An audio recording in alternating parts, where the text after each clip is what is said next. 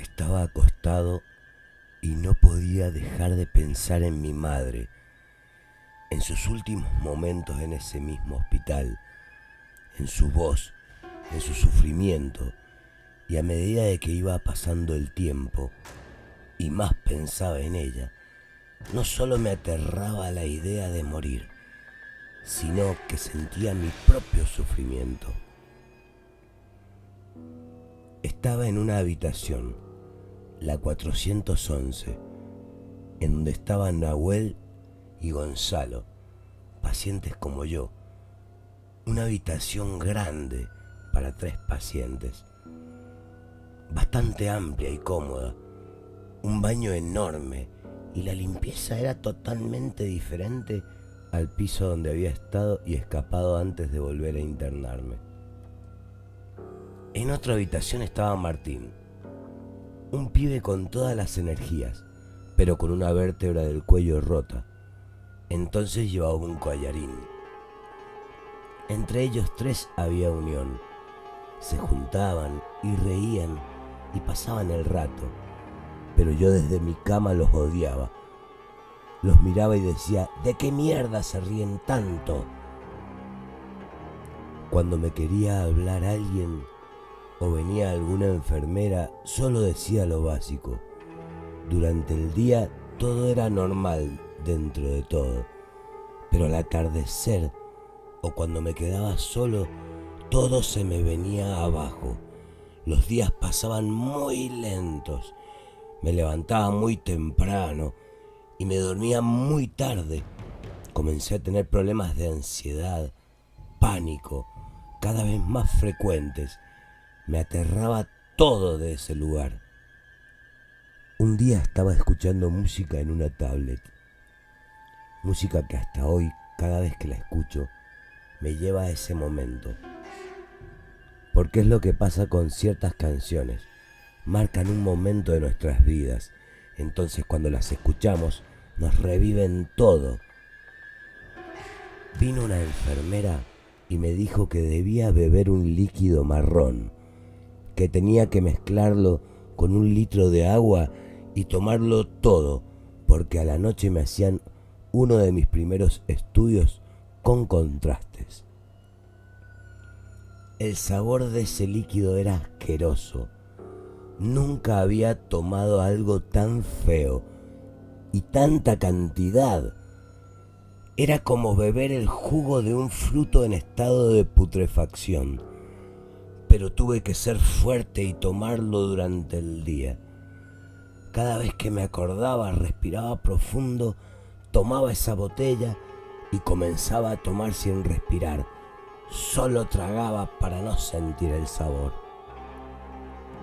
A la tarde, mientras estaba viendo cómo Martín, Nahuel y Gonzalo hacían de las suyas, caminando por el pasillo, iban y venían, reían y hablaban mucho, se acercó un enfermero y me dijo que a las 23 tenía el turno para hacerme una tomografía que no me olvide. Tenía que ir al FUESMEN, que es la Fundación de Medicina Nuclear de Mendoza. Está detrás del hospital. Y yo le pregunté al enfermero si tenía que salir del hospital y dar la vuelta. En mi completa ignorancia, él se rió y me dijo, no, hay un túnel que conecta el hospital con la fundación. Y acá paro de escribir un poco porque quiero aclarar que no es un túnel cualquiera. Y cada vez que lo recuerdo se me estremece la piel. Llegó la noche. Yo ya no daba más de los nervios. Tenía que ir a hacerme ese estudio y nunca había pasado por algo así. Estaba muy asustado y ya me había terminado de beber toda esa botella con sabor a podrido. Ese contraste horrible, pero era necesario. Estaba acostado esperando que me vengan a buscar para llevarme. Estaba con muchos dolores y más allá de que estaba medicado para esos dolores, no paraban, eran constantes y se mezclaba el gusto a ese líquido con el dolor intenso y con el pánico, sumado a que veía a esos chicos jugando mientras yo estaba muy mal, recostado mirando la puerta de la habitación sin hacer ningún sonido. Esperaba, y a solas se me caían las lágrimas pensando en que tal vez todo eso que estaba pasando sería lo último que haría antes de morir. Veía las paredes, mis manos, mi cuerpo acostado todo el tiempo, cuando de la nada apareció Matías, un amigo médico del hospital, que se había enterado que yo estaba allí. Y en 5 minutos hablando con él, todo se pasó. Hasta nos reímos. Me abrazó y me dijo: todo va a estar bien, Miguel. Acá operamos tumores todos los días. Se fue, y detrás de esa breve charla, pero muy satisfactoria, llegó el enfermero con una silla de ruedas y me dijo: ¿vamos? Así que fui con ganas, con ánimos. Me llevó por un pasillo hasta el ascensor. Bajamos hasta el subsuelo. Me llevó por un pasillo en donde está la morgue. Él me iba contando por dónde íbamos pasando. El lugar se iba haciendo mucho más feo a medida que íbamos metiéndonos en las entrañas de ese hospital. Llegó un punto en el que solo él y yo andábamos por debajo del hospital de noche para hacerme un estudio. Llegamos al fondo de un pasillo y había un ascensor que bajaba un nivel más. Y ahí me preocupé, porque casi no había luz.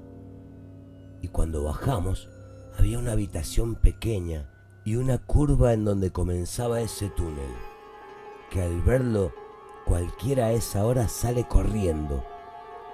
Respiré. Iba con el enfermero. No pasaba nada. Me llevó por el túnel. Todo estaba bien. Solo una luz parpadeaba. Me dejó en el consultorio donde me iban a preparar para la tomografía y me dijo: en 1 hora vuelvo a buscarte. Nunca volvió. El estudio duró más de 1 hora. Yo no daba más de los dolores. Y cuando terminó, me dijeron: bueno, vaya a su habitación, que los resultados van a estar por el sistema. Y el enfermero no estaba. Yo estaba solo y tenía que caminar todo ese recorrido horrible solo a la 1 de la mañana, con una vértebra rota y con un miedo que me dejaba inmóvil y ciego. Allí comenzarían mis experiencias paranormales, en ese hospital.